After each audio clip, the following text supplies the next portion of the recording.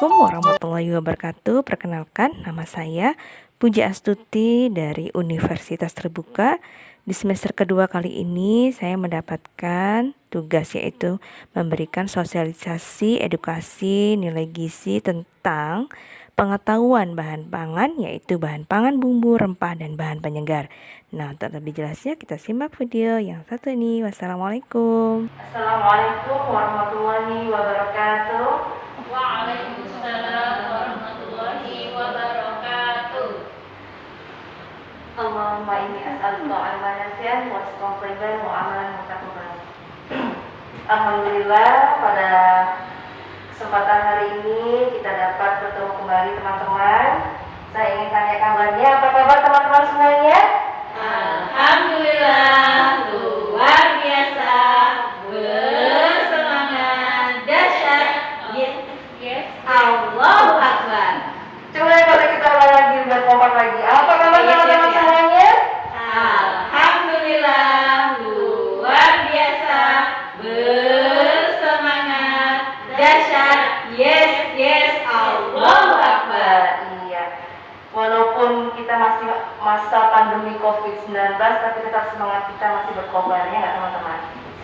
Semangat. Ya, sebelum kita memasuki kegiatan, terlebih dahulu perkenalkan, nama saya Puji Astuti, NIM saya 85842376. Saya tidak masukkan lagi nomor rekeningnya, cukup nomor NIM mahasiswa saya. Baik, kegiatan hari ini saya ingin memberikan edukasi kepada teman-teman. Semoga edukasi ini menambah wawasan buat teman-teman, baik saya sendiri maupun teman-teman juga. Adapun judul presentasi yang saya buat yaitu bahan pangan, bumbu, rempah, dan bahan penyegar. Bumbu adalah tanaman aromatik yang ditambahkan pada makanan sebagai penyedap dan pembangkit selera makan. Herb berasal dari daerah dingin dan digunakan dalam keadaan masih segar. Rempah adalah tanaman atau bagian dari tanaman yang ditambahkan pada makanan untuk menambah selera makan. Sebagian tumbuh di daerah tropik dan banyak dimanfaatkan sebagai rasa pada makanan. Jadi mungkin teman-teman sudah pada mau tahu ya kalau bumbu-bumbu makanan. Teman-teman biasa sudah buat ada bawang merah, bawang putih, laos itu. Kemudian dan teman-temannya. Terus yang kedua ada cabai. Yang ketiga ada untuk variasi agar anak menambah selera makannya. Terus yang keempat sebagai bahan pengawet, itu termasuk fungsi dan penggolongan bumbu. Kita lihat aja. Penggolongan bumbu itu secara umum itu ada dua, bumbu kuning dan bumbu putih. Bumbu kuning teman-teman sudah tahu sendiri, ada bahannya yaitu bawang merah, bombay, jahe, dan kemiri. Ada kunyitnya. Namanya bumbu kuning gimana Ya, itu ada. Tambahan kunyit ya. Bumbu putih itu seperti sayur sop, tumis, dan opor. Itu biasanya bawang putih ya. Yang kedua menurut keadaannya ada dua, yaitu bumbu basah dan bumbu kering. Bumbu basah itu bumbu yang tidak dapat disimpan lama, sedangkan bumbu kering itu bahan yang bisa disimpan atau lawannya bisa disimpan tahan lama. Bumbu basah kita tahu sendiri kayak bumbu merah, bumbu putih, bumbu kuning ya. Sedangkan bumbu kering itu yang ditaruh di luar.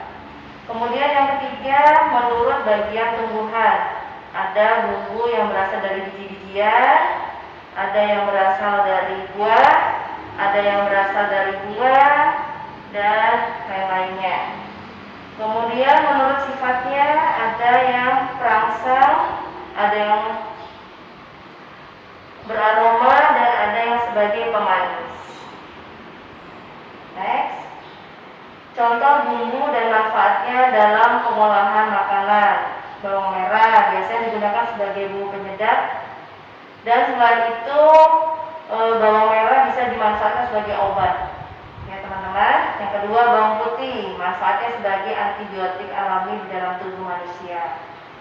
Yang ketiga, pala, biasanya digunakan sebagai rasa pedas pada makanan. Kemudian yang keempat, kemiri, berfungsi sebagai penambah rasa makanan. Oke. Merica memiliki rasa pedas. Cabai banyak mengandung vitamin C dan menambah nafsu makan. Selain sebagai bumbu, cabai digunakan sebagai pewarna makanan.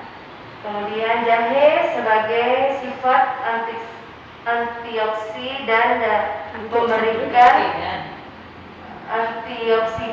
dan memberikan aroma khas dan rasa pedas yang menghangatkan badan. Kunyit digunakan sebagai bumbu masak, obat tradisional, dan memberi warna pada makanan.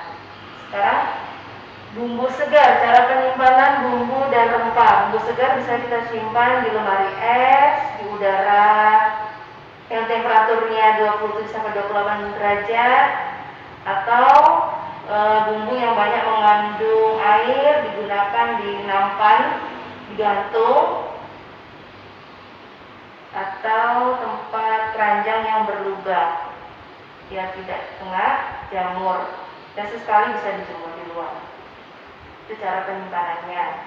Kemudian bumbu yang dihaluskan tadi saya sudah sampaikan, ada yang bumbu merah, bumbu putih, bumbu kuning, ya. Ini salah satunya juga yang dihaluskan.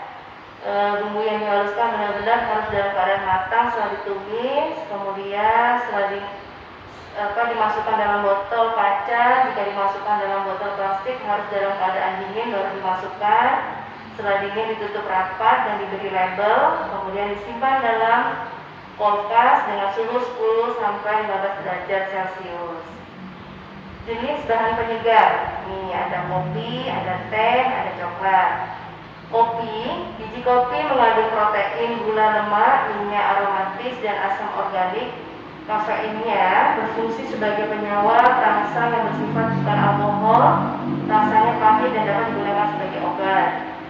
Sedangkan teh, mutu teh sangat ditentukan oleh macam daun yang dipetik, yaitu pucuknya. Coklat, biji coklat diperoleh dari buah tanaman coklat dari jenis Criollo dan Forester. Terima kasih. Demikian presentasi saya. Adapun teman-teman yang ingin mengajukan pertanyaan dari bahan pangan ini, saya persilahkan. Tadi yang pertama tentang herbs. Herbs itu tanaman jenis apa? Akan menjawab, terima kasih. Tanaman herb itu adalah tanaman yang ditanam di area tropis, biasanya digunakan sebagai pemanis makanan atau penyegar makanan seperti kemangi, mint, dan sebagainya. Ada lagi teman-teman yang ingin bertanya? Tidak ada, baik. Kesimpulannya di sini, dalam mengolah makanan, saya yakin teman-teman bisa kreatif mungkin dalam menyempatkan waktu yang selonggarnya, apalagi di masa pandemi ini. Kita bisa memperbaiki gizi anak kita dalam mengolah makanan sehingga anak-anak semini mungkin untuk jajan di luar, dan kita bisa maksimalkan mungkin untuk mengolah makanan dengan baik. Akhir kata dari saya, karena kesempurnaan itu milik Allah. Subhanakallahumma wa bihamdika asyhadu an la ilaha illa anta astaghfiruka wa atubu ilaik. Assalamualaikum warahmatullahi wabarakatuh.